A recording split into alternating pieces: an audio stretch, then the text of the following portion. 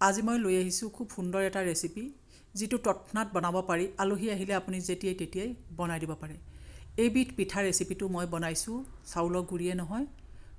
চুজি আৰু যিটো আমি ঘৰতে সদায় পাওঁ আৰু আটা দি পেলাই যিটো স্বাস্থ্যসন্মতভাৱে বনোৱা হয় খুব সহজ ৰেচিপি আপোনালোকে যথেষ্ট ভাল পাব আৰু সহজতে বনাই আলহীকো দিব পাৰিব আহকচোন ভিডিঅ'টো মাজলৈ এয়া মই আটা লৈছোঁ আপুনি যিকোনো আটা ল'ব পাৰে ৰঙা আটাৰো ল'ব পাৰে মই বগা আটাটোৱে লৈছোঁ কাপটোৱে মই একাপ ল'লোঁ আৰু যেতিয়া একাপ আটা লৈছোঁ তেতিয়া মই চুজি দিছোঁ আধা কাপতকৈ অলপ বেছি আৰু এয়া দেখিছে বেকিং সোডা আৰু বেকিং পাউডাৰ মুঠতে দুইটা লগাই 1.5 চামুচ হ'ব লাগে চাহ চামুচেৰে আৰু গুড় অলপ সৰহকৈ লৈছোঁ 1 টেবুল চামুচতকৈ বেছি যিহেতু মিঠা খাই অলপ ভাল লাগে নহয়নে ঠাণ্ডা পানীৰে এইখিনি এতিয়া সানি ল'ম খুব কম বস্তুৰে বনাব পাৰি খাবলৈ কিন্তু পিঠাতকৈ বেছি সোৱাদ হয় আৰু খুব কোমল হৈ থাকে আপোনালোকে যেতিয়া বনাই খাব নিশ্চয় ভাল পাব এতিয়া এইটো জোখত আপোনালোকে মিশ্ৰণটো ৰাখিব লাগে দেখিছে নহয় ইয়াতকৈ পনীয়া কৰিব পাৰে পনীয়া কৰিলে খাস কথা পিঠাটোৰ দৰে হয় কিন্তু এইটো জোখত ৰাখিলে পিঠা বনাবলৈ খুব সহজ আপোনালোকে ৰিফাইনো দিব পাৰে মিঠাতেলো দিব পাৰে মই মিঠাতেল দিছোঁ পিঠা বুলি ক'লে মিঠাতেলতহে ভাল লাগে নহয়নে এতিয়া দেখিছে মই এইটো 15 মিনিট সময় ঢাকি থৈছিলোঁ কিন্তু আপোনালোকে এঘণ্টা সময় থৈ দিব তেতিয়া বেছি ভাল হয় আৰু যেতিয়া তেল পকিল আপোনালোকে মন কৰক এখন হাতা ল'ব এটা জোখত সৰু ডাঙৰ কৰে পিঠাটো হেতু সম্পূৰ্ণ নিজৰ ওপৰত কথা মই হেতাখনেৰে এক হেতা মিশ্ৰণ দি দিছোঁ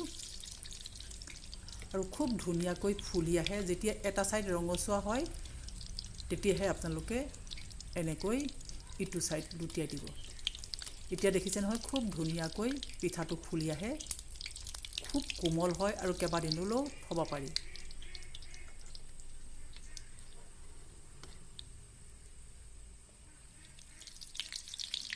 এইটো মধ্যমীয়া জুইত ভালদৰে সিজাই ল'ব হেঁচি দিব পাৰে হেঁচি আপোনালোকে সিজাব পাৰে এতিয়া দেখিছে খুব সুন্দৰকৈ আটা আৰু চুজিৰ ধুনীয়া পিঠা এটা তৈয়াৰ হৈ গ'ল নহয়নে মই আনটো এটা দি দেখাইছোঁ এনেদৰে পটাপট বনাব পাৰি মই তেল আপোনালোকে যদি বেছিকৈ দিয়ে তেতিয়াহ'লে আৰু ধুনীয়া হয় মই তেল কম পৰিমাণত দি লৈছোঁ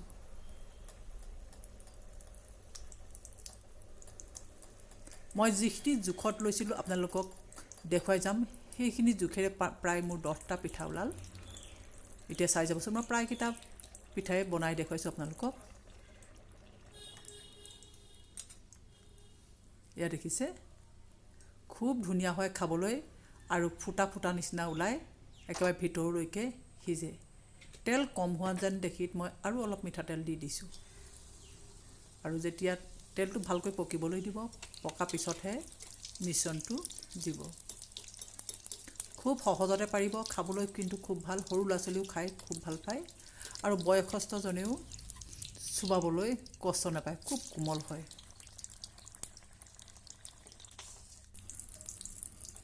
আৰু এনেদৰে মই 2টা 3টা কৰি দিও বনাওঁ যেতিয়া এটা সিজে তেতিয়া ইটো সাইডত আৰু এটা দি দিব পাৰি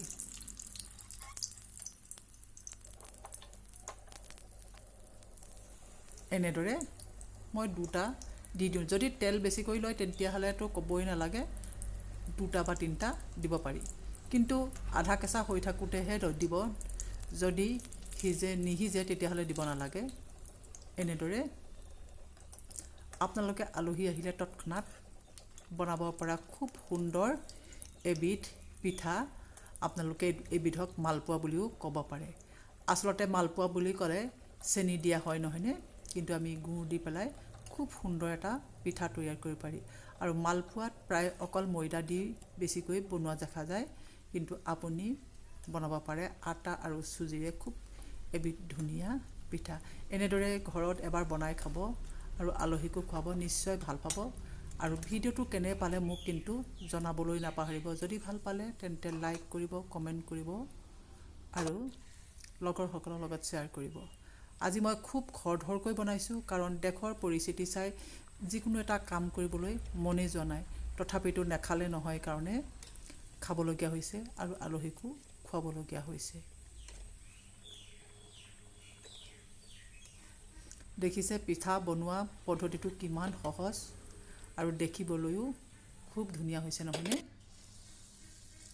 মই গোটেইকেইটা পিঠাই আপোনালোকক বনাই দেখুৱালোঁ।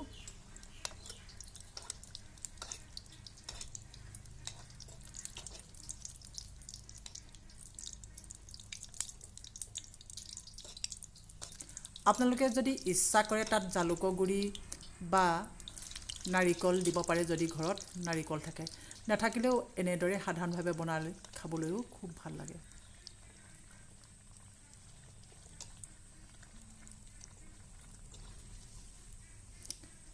হেঁচি হেঁচি দিব, চেপেটা কৰিবও পাৰে। যদি হেঁচি হেঁচি বনাওঁ বুলি কয় তেতিয়াহ'লে চেপেটা কৰি আপোনালোকে বনাব পাৰে। মই পৰিৱেশনটো কৰি নেদেখুৱাই, আপোনালোকে প্ৰতিটো পিঠা মই আপোনালোকক দেখুৱাই দিছোঁ। মাত্ৰ ইয়াত দেখিছে মই গোটেইখিনি পিঠাই দেখুৱাই দিছোঁ। এইটো হাতত লৈ দেখুৱাই দিছোঁ কেনেকৈ ফুটা ফুটা ওলায়। কেনে পালে জনাবলৈ নাপাহৰিব, লাইক কৰিব, কমেণ্ট কৰিব। যিসকলে মোৰ প্ৰথমবাৰৰ বাবে ভিডিঅ'টো চাইছে, ধন্যবাদ।